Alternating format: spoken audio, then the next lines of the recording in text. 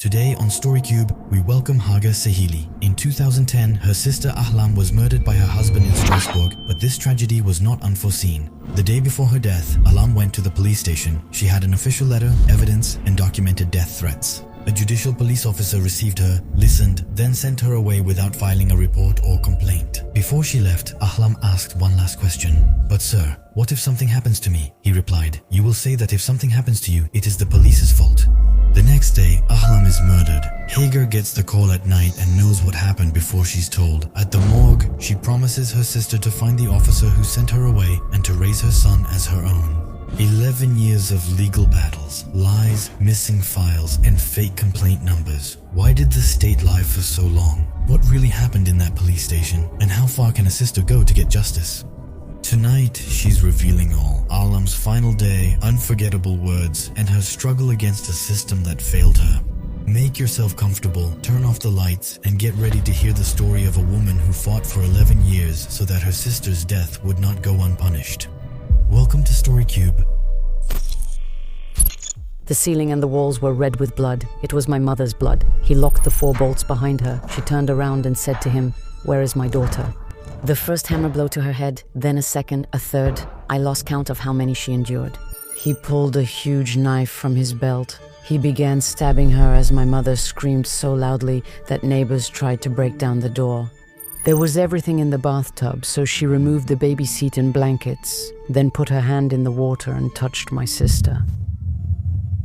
Hello everyone. Today on StoryCube, we're welcoming Hagar. She's a woman who went through an absolutely terrifying story. You'll see, it's really chilling. And today, she's going to tell us in detail what she went through, or rather, what her sister went through. Hagar, welcome to StoryCube. How are you?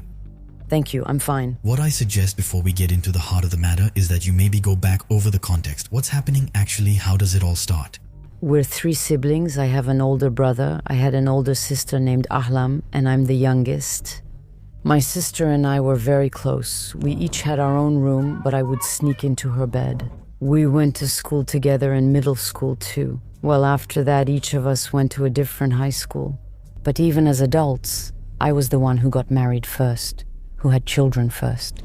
I moved from Strasbourg to Nice, but we called each other every day. With my sister, we were close.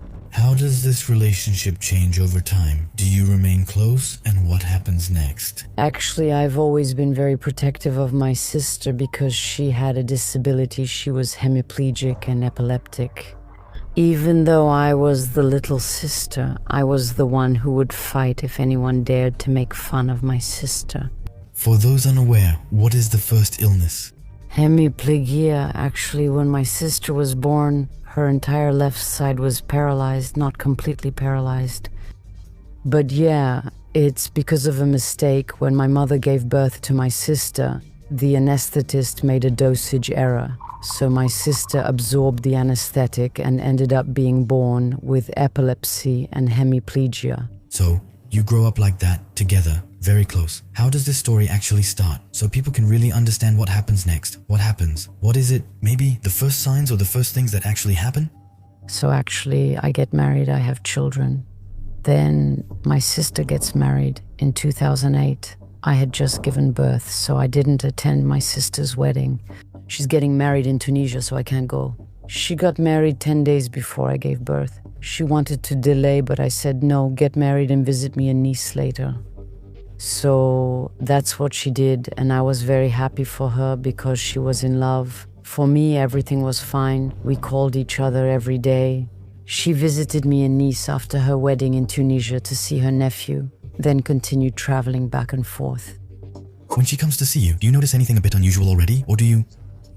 Absolutely not, except that she's on cloud 9, happy, in love, and for me, everything is fine. On her side, she was going back and forth between Strasbourg and Tunisia to see her husband, who lived in Tunisia, and she brought him over through family reunification.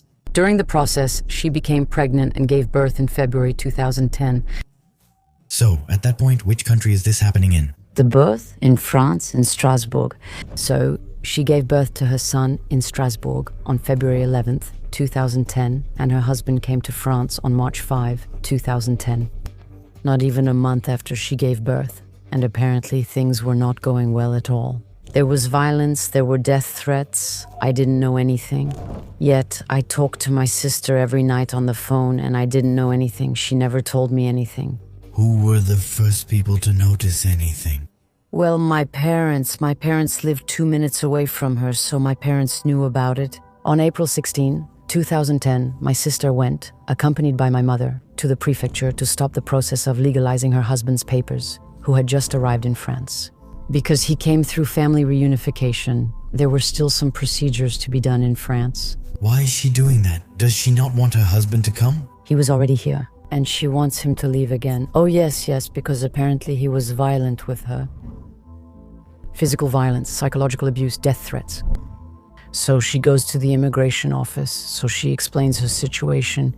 The woman at the immigration office finds the situation so dangerous that she has her write a letter where she has to explain everything she's going through. She talks about the death threats. She says that her husband steals her epilepsy medication to use as drugs. The Valium.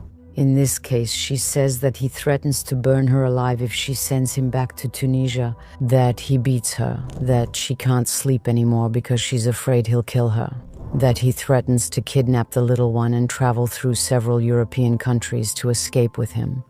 The lady from immigration photocopies the letter, stamps it, and tells her to go to the central police station in Strasbourg, which she does, always accompanied by my mother. So my sister is registered at the reception since they scan her identification.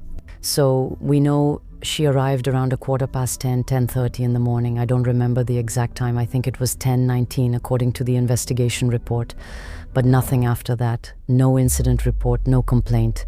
And we would find out later, thanks to my mother's presence, why there was no follow-up after my sister went to the central police station. What happened next? Actually, I found out everything afterwards, because the day I learned about my sister's death, I didn't understand. I had a hysterical fit. I banged my head on the floor. I jumped around. I got that dreaded call that everyone fears, the one I wouldn't wish on anyone. It was the family friend who lived in the building next to my sister's, asking me about my father, my mother, my sister. I told her, I'm in Nice. You're the one who's neighbors with my sister, so I don't understand. She tried to hang up and I said, No, I said, Auntie, what's going on? First of all, you're not used to calling me, and even less to ask about my parents and my sister, so what's going on?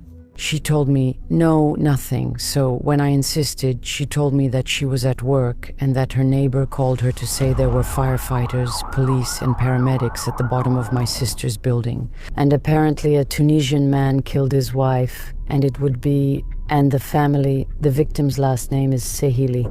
In that moment, my world collapsed. I fell, dropping my phone. I was with my children, who were 7 years old and 1.5. We were about to go out. I was supposed to take them out to eat and go to the movies. It was a Saturday and my ex-husband was waiting for me. Well, he was waiting for us downstairs in the car. But I didn't go downstairs. And when he rang the bell, my daughter told him, Dad, come up, Mom is on the floor. I screamed as loud as I could and I kept repeating just one sentence. Ahlam is dead, he killed her. Ahlam is dead, he killed her. What happens next? After that, I jumped on my phone. I must have called about 30 people. I don't even remember. I called everyone. I called my mom's best friend, who's also her neighbor. When she saw the state I was in, she tried to calm me down. She said, no, Ahlam, she's with my daughter. They're shopping downtown. So part of me wanted to believe it, so I calmed down. And the other part was telling me, no, it really happened. But I looked at my ex-husband and I said to him, it's okay, it's Alam, we can go. But he told me, no, we're going to stay. Because actually, he had talked on the phone with my mother's best friend, who told him, it's true, but don't tell her. She's freaking out talking about me. For now, don't tell her. And so I calmed down. The people I called came. I ended up with about 10 people at home until my mother called me. My mother's best friend told me, when they come back, my daughter and Alam, I'll call you. But actually, she was at the emergency room with my mother, because I didn't know she was with my mother. That's it, actually. You don't know what's... Oh yes, no, but I didn't know anything. I was learning everything as it happened, and that's why I kept going from one shock to another. And so I see my mom's best friend's number again, so I think Alam and her daughter are back from shopping. Except I have my mom on the phone screaming and telling me, "Your sister is dead, he killed her." And then I scream even louder. I throw myself on the floor, bang my head against the walls. I was uncontrollable, really uncontrollable. And at 2 a.m, we decided to hit the road with my ex-husband and his uncle. We drove up to Strasbourg. We spent the whole night on the road. But I felt like things were being kept from me. I felt like my ex-husband knew things that I didn't know. And I pretended I needed to go to the bathroom before we got to my parents' house. So we stopped at a rest area and I bought the DNA, Dernières Nouvelles d'Alsace. And on the front page, he kills his wife before jumping out the window or something like that. On the front page with the ambulance. And actually, no matter how much I read, it was like I couldn't read. I was reading, but I didn't understand what I was reading. So I had to read the same sentence 10 times each time. They discussed the woman in her 60s, my mother, who was attacked. I wondered, who are they talking about? The woman in her 60s, but who? I asked my ex-husband, who are they talking about? The woman in her 60s. He just looked at me and stayed silent. He knew that my mother had been attacked, but he didn't answer me. And that's when I understood that my mother was in the hospital. She had been attacked. And when I left Nice, in my mind, my sister was dead, her husband was dead, my nephew too, and my baby. That's it for me. But actually, my sister and her husband were dead. My mother had been attacked without me knowing, and the little one was safe, though I thought he was dead. I learned all that from the newspaper. When I arrived at my parents' house in our neighborhood, it was crowded with people. I think there were 500 people in the neighborhood. The house was packed to the brim, so I arrived. Me. I could hardly see anything anymore. I spent the whole trip crying. It was like there was a veil over my eyes. I said hello to some people, but I don't even remember it. Actually, I think my brain completely shut down when I heard the news, and that's why I have a lot of memory loss. There are things I did, like making phone calls, but I have no memory of making those calls. And yet, I made more than 30 of them, but my brain just glitched. So my father had just left the emergency room, so I arrive, and my father greets me with the neighbors and friends, the hundreds of people who were there. So, in the afternoon, I go with my ex-husband to get my mother out of the emergency room, so I see my mother with hundreds of stitches. She had bandages everywhere. She hadn't been able to be questioned by the police. So the next day, I take my mother to the police station to be questioned. And that's when I learn everything. So I was interviewed separately. I don't know. I'm not aware. There's nothing. I didn't know anything. Even though it's incredible that you can be so close to someone and not know anything to that extent. When I attended my mother's interview, thank goodness I was sitting down. I almost had a stroke. That's when I learned everything. My sister suffered physical and psychological abuse and death threats. I read her letter from the day before she died. What's in that letter, for example? She says that he steals her epilepsy medication, that he threatens to kill her, that he threatens to burn her alive, that he hits her. So, she wrote a letter the day before where she wrote that? To the prefecture. Damn, that's crazy. And that's when I learn everything. That my mother knew about it. I think to myself, why am I the only one who doesn't know? Honestly, I was mad at my sister for not telling me. I was mad at my mother, at my father. I was mad at the whole world. I was in a rage. Then we go home. I head to the morgue. Did you ever learn what actually happened that night? Specifically, what the guy did and how the events unfolded step by step? It's in the afternoon, according to the investigation report. After that, we can only guess. You know, when the doors of a home close, you can only imagine what happened. I think they must have, because the night before when I called her, like I told you, I call her every night. The night before when I called her, she was arguing with him. I could tell because I know my sister. She was only saying yes or no. So I asked, is there trouble in paradise? She said yes. I asked her, is he next to you? She said yes. So I told her, well, put him on the phone. I had no connection with him at all. I saw him twice in my life. Once at my parents' place in Tunisia when they organized a barbecue. And besides saying hello and goodbye, I didn't talk to him. I don't know. He pushed me away. It's just a feeling. I didn't click with him. I don't know why. I never connected with him. So, besides hello and goodbye, that night, he didn't hear anything from me. I spent the evening with my brother, my sister-in-law, my sister, my parents, the kids. but not him. Like they say, I just didn't pay attention to him. And another time, when he forgot his wedding ring at my grandmother's house with his jeans, and I brought it back to him since I was coming back from my grandmother's. I didn't even get out of the car. Okay, yeah. We handed it to him roadside. I stayed in the car. So what do you think happened at that moment? Well, I think she must have told him that the day before she went to the police station to send him away, and that he must have lost it, and that he killed her. My sister, he smashed her. Me, the medical examiner, when I went to see my sister, he didn't want to let me see her. I arrived after the autopsy. He opened the door, poked his head in. It was the criminal investigation officer who brought us back. Looking at my ex-husband, he said, "You don't want to come in?" First, to see if she could handle it. I pulled the door, I pushed him, poor guy. I said, "No, I'm going in to see my sister." My sister died from 3 different causes. What are the... She died from internal bleeding, strangulation, and drowning, because I went to her apartment after she passed away. I was supposed to go to Strasbourg a week later during school vacation to see my nephew Saif, whom I hadn't seen in 2 months. 2 months old, right? He was 2 months old. The school vacation was coming up in a week, and I was planning to surprise them by coming up with the kids to see my nephew and so on. So I went to visit my sister's apartment after she passed away. There's the bathroom with the bathtub, and there's a ceramic edge. In my opinion, he must have thrown her against the edge of the bathtub. So because I went through my sister's autopsy report, she has a whole line of cracked, fractured ribs. One of the ribs even pierced her liver, which caused the internal bleeding. But to break ribs like that, you really have to use force. I can't even imagine the pain my sister felt. Then he strangled her and drowned her in the bathtub, in hot water. On top of that, so I learned about the drowning from the newspaper. Because DNA followed the case closely, they published updates every day. And the drowning, I found out about it in the newspaper. Because I knew about the internal bleeding and the strangulation, but not about the drowning. So she was still alive when she was in the bathtub. What does he do after that? How did your mother end up getting hurt? I mean, what exactly? So my mother went shopping in the morning with my father. Since she couldn't reach my sister, she let my father unload the car. Since she lived 2 minutes from my sister, she told him she'd visit Ahlam while he unloaded the car. She went to Ahlam's, rang the bell, he let her in, and she went upstairs. She lived on the 6th floor. He locked 4 locks after her. She asked, "Where is my daughter?" He replied, "In the bedroom. When you enter, the kitchen is right ahead. And on the side, there's a small hallway. So the bathroom is there, and my sister's bedroom is over there. And you actually go through a small hallway. It's narrow. She enters the bedroom and sees Saif in a bodysuit on the bed, clothes scattered on the floor. Knowing my sister is a neat freak, she turns and asks him, 'Where is my daughter?'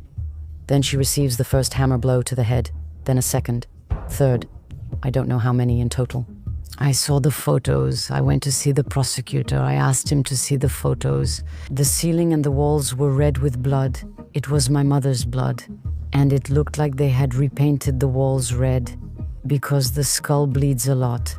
When he hit her with the hammer, it splattered everywhere. My mother had more than 100 stitches in total, and when she managed to snatch the hammer from his hands, he pulled a knife from his belt. But when I saw the knife, the blade was huge. Then he started stabbing her. My mother was screaming so loudly that the neighbors tried to break down the door. They had gathered in front of the landing, but it was a reinforced door with 4 locks closed, so it was impossible. So she managed to push him away. She went to the door and she unlocked the 4 locks. She pushed him away to open the door? That's right. He got back up, caught her, started stabbing her again, but she managed to open the door for the neighbors. And the neighbor from upstairs came into the apartment. According to her, he wanted to go into the bedroom to get the little one. I don't know if it was to jump with him. That's what was said. The neighbor had come in too far. In fact, she cornered him, and he went to throw himself out the kitchen window. He landed 6 floors below. Was your mother rescued immediately after? But actually, she still didn't know where my sister was. So, with the neighbor, they looked for my sister. They thought she was hiding, so they searched in the closets, under the bed, behind the couch. Until my mother went into the bathroom and saw the baby bouncer, some blankets. There was everything in the bathtub, so she started to take out the baby bouncer, the blankets, and she put her hand in the water and she touched my sister. You learn all this. So what happens next? Do you find out anything else after that? Well, I learned that from the investigation report. I learned that at my mother's hearing, I didn't know anything. I didn't know anything at all. That's what gave me 2 cancers. The shock was so huge that I got a first and then a second cancer. Well, in 2 years, I lost my other half. My sister was my other half and my double at the same time. Did she try to warn people before all this, or not necessarily? Were there any other signs besides your mother, maybe? Well, my parents knew. There was a family friend who knew. After that, I think my sister was so shy, modest, and reserved that I don't think she was telling everyone about it either. She hadn't spoken to the police about it before, or explained why in the end. After leaving the prefecture, they went to the police station. I told you they did. And her identification was scanned at the reception, so she was received by a judicial police officer. But nothing happened, no report, no complaint. And do we know why? Yes. Fortunately, my mother accompanied my sister. Actually, the police officer in question, the judicial police officer who received my sister, read the letter she had just written to the prefecture. Stamped with the same day she reported the physical and psychological abuse and the death threats. He still had a hemiplegic person in front of him, so a visible disability, so a vulnerable person. He couldn't come up with a better idea than sending her back to the local police station, even though she was at the central station and the local one was under construction. She couldn't file a complaint at that time. While at the central police station, she asked him, "But sir, what if something happens to me?" He interrupted her. He told her, "If anything happens, you'll blame the police." And my sister went back home. And the next day, well, actually that same evening, The next day, her husband killed her, and my mother nearly died as well. When did you find out about that? At what moment? I learned that evening when my mother's friend mentioned police, firefighters, and paramedics were there. Downstairs at her place, I got the call around 6 o'clock or so. Yeah, around 6 o'clock. How did you feel when you found out? Were you angry at the police? Was any legal action taken against them or the person who failed to act? Well, when I went with my mom to the hearing, I asked the police to keep the camera footage. So, it had only been a few days since my sister passed away. They told me, "Don't worry, we'll check who received your sister." Because actually, we don't know which police officer or which person you... We don't know, so I filed a complaint against an unknown person to locate the police officer. For me, it was easy. We were going to look at the cameras, and it was easy. Absolutely not. So, my complaint, I called the criminal registry office at the Strasbourg High Court every week so it wouldn't be forgotten to get updates. And every week they told me, "It's a long process, it's going to take time," for 2.5 years, and every week, after 2.5 years, one day I was so exhausted, I went through a lot. I had a severe depression, I attempted suicide, I had 2 cancers. But anyway, I said, "Stop, this has to end." I said, "Wait, excuse me, I feel dizzy when I talk about it." No, take your time, there's no rush. I'm panicking. I call my lawyer and say, "We're filing as a civil party with the senior judge." "That's enough. Stop, it's been 2.5 years. The statute of limitations is 3 years. Stop."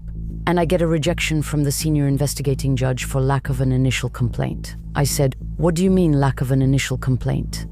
I filed a complaint 2.5 years ago. I call the criminal office weekly for updates, and every time I'm told it will be handled soon. It's a long process. I ask her if I can ask a question. She agrees. I ask when she'll stop messing with me. She replies, asking why I'm talking like that. I tell her, "I've called you weekly for 2.5 years, and every time you say it's a long process and will be done, even though the statute of limitations is 3 years. I say to her, "I filed a complaint 2.5 years ago. The investigating judge tells me there is no complaint, while you tell me that we're almost done." She puts me on hold and then comes back to tell me, "Oh yes, actually, it's a typing error." I say to her, "Excuse me?" I say to her, "On top of that, you keep making fun of me." I say to her, "So remember my name well. One day or another, you're going to hear about me." I hang up, call my lawyer back, and tell her we're filing a civil complaint against the state. She probably thought I was crazy, but she did it. Overall, between my sister's death on April 17th, 2010, and the conviction of the state, because I managed to get the state convicted, on March 17th, 2021, it took about 11 years, give or take a month. It's crazy, you actually managed to win against the state. How does that work? The state had already been found guilty of gross negligence in a femicide case, thanks to Maitre Steyer, who secured the conviction. And never for a malfunction of the public justice service. But this time, the state was convicted, both for gross negligence and for malfunction of the public justice service, for the first time. So, 11 years later, how was it resolved? But there were several postponements. I had this feeling that I had passed on a hot potato. So, from the criminal court, the senior investigating judge who received me from the criminal court, a very empathetic man, with whom I spoke a lot, who acknowledged a serious fault on the part of the state, but who told me that the criminal court was not competent. So we move on to the administrative court, which very quickly says that they are not competent, it's not them. So we move on to the civil court, and it's the civil court that will ask for the opinion of the prosecutor from the criminal court. In the end, you feel like they're just passing the buck. The state is going to be convicted, but who is going to convict them? Which court? And it was the civil court that ended up convicting the state for gross negligence and malfunction of the public justice service. And what happens when it's like that? Does the state get a fine? The state doesn't go to prison. Yeah, how does that work? Actually, it's more symbolic than anything else, you know. It's the state acknowledging its failure in the justice system, and because there was a failure. My sister went to a police station the day before she died to say that she was being threatened with death, so that she was in mortal danger, and they didn't want to take her seriously, and she was killed. It happens. It happened after my sister. It happened before my sister. It happened after my sister. Many times, unfortunately, and I hope, well, now the state has been condemned once again for the malfunctioning of the public justice service. I think recently this year for Khadija, I believe the Khadija case, it helps other victims. Yes, that's right. There you go, I opened a door for other victims. For me, it cost me 11 years. It cost me 2 cancers. It cost me a lot of time. But I don't care, actually. You know, everyone tells me, yeah, but what did you get? I got 5,000 euros for 11 years. But I don't care. Actually, I didn't appeal. For me, I made a promise to my sister at the morgue. I promised to raise her son as my own. Saif is 15 and has lived with me since he was 4 months old. I do my best to raise him, and I consider him my son. I say I have 3 children, not 2. And that's it, even if he knows his story. I never lied to him. He always knew the real truth, how it happened. Once I gave an interview in 2011. He always knew I wasn't his real mom. My sister's photo is in my living room. To him it was an accident, but I never lied. About his identity, and until now he keeps his real last name. He's in touch with his father's family, whom I get along with well. There you go. I never wanted him raised in hatred. So he's 15 years old now? Yes, he'll turn 16 in February. And you, how do you feel today now? It's 15 years later? 15 years, soon 16 next year, yeah. Considering the number of femicides again this year, I'm devastated. I don't feel like the government is aware of the pain. Actually, when there's a femicide, it's an entire family that's lost. It's not just one person, it's a whole family. In my case, the murderer is dead. He chose to end it. My sister didn't choose to end it. I almost died from 2 cancers. My mother almost died. She almost got killed too. He destroyed an entire family. We got a life sentence, and there are murderers. I witnessed. Earlier this year, I attended the Court of Appeal in Colmar for the 2020 murder of Yasemin Setindag in Strasbourg, which occurred in front of her 4 children. On Christmas Eve, he got 30 years in Strasbourg, appealed, and received the same sentence again. But it doesn't matter. The family is devastated. Half of us is torn away. We get a life sentence, a real life sentence. Real life sentences don't exist in France. That's right, because he gets out after 30 years, and he gets his life back, but you never return to how things were. No, true life sentences in France impact both victims' families and victims who die in prison. How did your mother handle it in this story? Does she have any lasting effects? And was it difficult for her? What's her perspective? But we're all in survival mode. You can't live normally after that. It's just not possible. And what does she think about all this? Does she think it could have been avoided? Does she think that My mother, if I don't answer when she calls me, she'll go overboard. Spielberg in her imagination. She almost calls the special weapons and tactics team to check if I'm okay or not. Yes, of course. So she developed an anxiety. I understand her. Sometimes I tell her, Mom, if I don't answer you, it's okay. I'll call you back. It's just that I can't answer you. But she developed phobias and anxieties. Her daughter died. She found the body and nearly died herself. How can anyone live normally after that? And Saif, facing all that, does he realize it even a little, or not necessarily, or since he was only 2 months old at the time? At 2 months old, he was taken to the nursery that evening. What does that mean? The nursery? It's the child welfare home for babies, infants and babies. They accept children in the nursery up to 2 years old. He was the youngest at just 2 months. He stayed in the nursery during the guardianship procedure because I applied for guardianship. He came home when he was 4 months old. So today, is he aware of what happened or not? He knows everything. Actually, after my first interview that I gave in 2021, he was in boarding school.